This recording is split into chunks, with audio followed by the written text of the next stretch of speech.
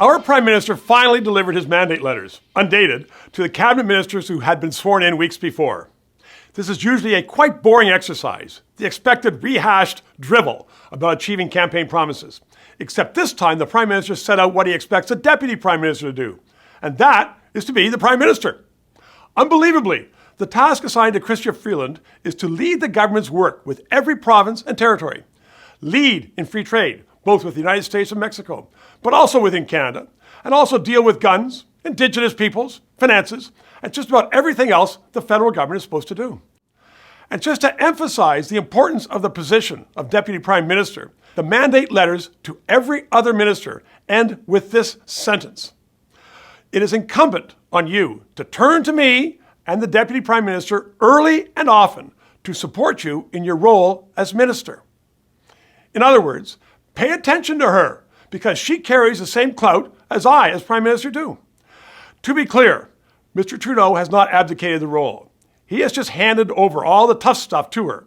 He is still a Prime Minister with all the bodyguards and the jets and the perks, and she does all the work. The role of Prime Minister of Canada has evolved into quite the position. Power has been taken from members of Parliament and Parliament by the Prime Minister's office. It now runs the whole show, but for crossing the T's, and that's what the ministers are supposed to do.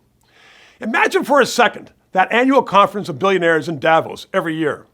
The richest and most powerful executives with their fancy jets, they're all peons compared to the Prime Minister of Canada with his Airbus or two, and a phalanx of Mounties armed to the teeth.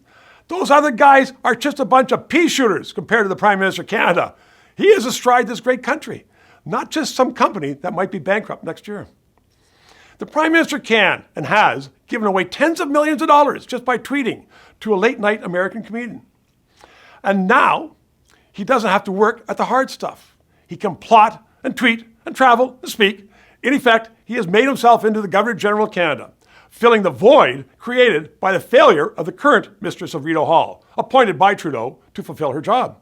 You know who I mean. What's her name? So instead of a Prime Minister who has to deal with the very hard task of running the government, uniting the country, dealing with Wexit, reconciling fossil fuel haters with those who work to heat their homes and run their vehicles, we now have a Prime Minister who is free to meet with the rich and famous and have his picture taken with Canadians, his subjects. What a sham this government has become, all totally without any public approval. It should be stopped.